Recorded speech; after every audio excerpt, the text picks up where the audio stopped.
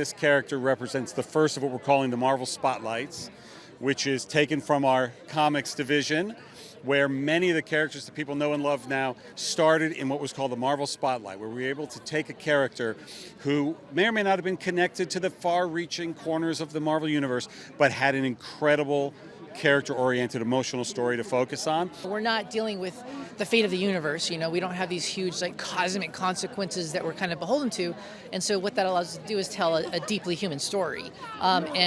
We always knew that was going to be the thrust of it, and we knew it was going to be grounded, we knew it was going to be gritty, we knew it was going to be kind of street level, and then the question was always how much can we push that envelope? How much can we lean into the grit? How much can we lean into the violence? How much can we lean into the humanity? I always consulted with the Choctaw Nation. There was a number of members of the community that were there. It was really important to me. My dad's Aboriginal, so it was very important for me to be able to make sure that everything I was doing and wanting to do was culturally appropriate. My hope for the fans is that they can see that people with disabilities can do anything they want. They can go for the moon. Maya herself is a perfect example. She can fight. She can do anything. She can beat the villains up. It would be impossible to not be inspired by Allequa's performance. And then I guess the character itself.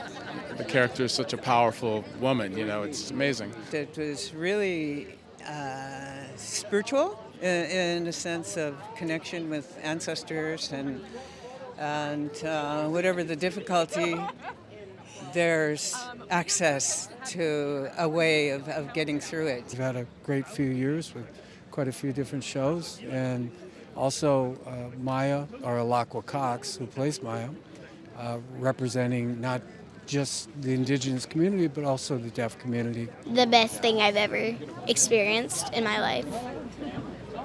It was really fun, and I really liked it.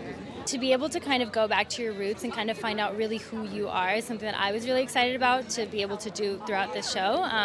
But it's a really big connection point. And also just connecting with your family, leaning on the people who are always there for you. Audiences are going to show up for the blood and violence and the cool stuff in the trailers, but be surprised by the emotionality of the show and how heartwarming it actually is in the end.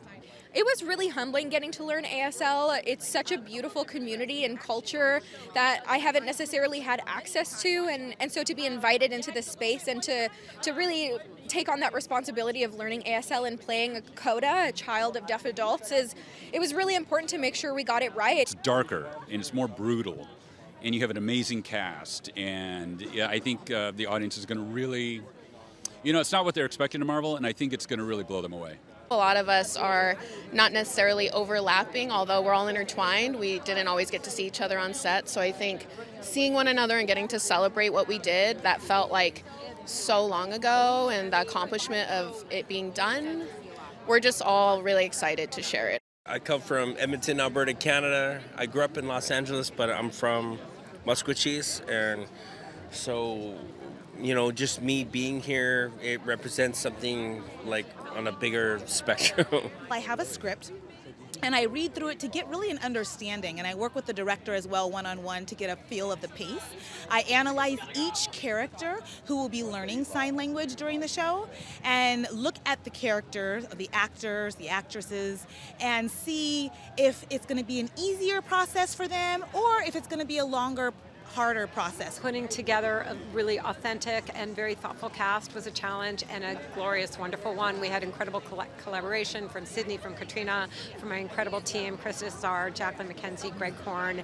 I think we really put our whole heart into it, and we're so happy to get legendary actors like Tontu Cardinal and Graham Greene and the rest of the incredibly high-level cast. I felt extremely fortunate, not only just working with the Choctaw Nations, but the Cherokee, the Salish.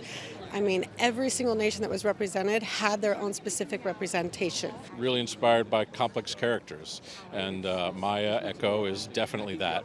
There's so many cool facets to her, and we get to see so much of what makes her her. This show has been such a labor of love from the beginning and has been really blessed with some of the most creative people I've ever worked with.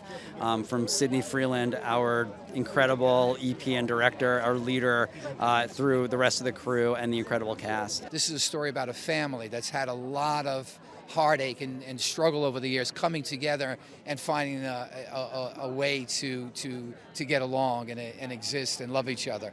And that's the real energy and dynamics of the series that I love so much. Awesome. Thank you. Ladies, turn ahead.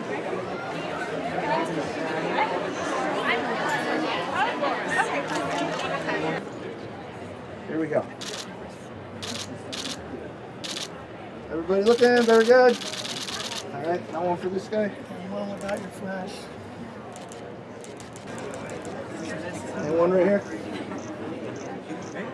And just a little eye contact to the camera up here. Right up here.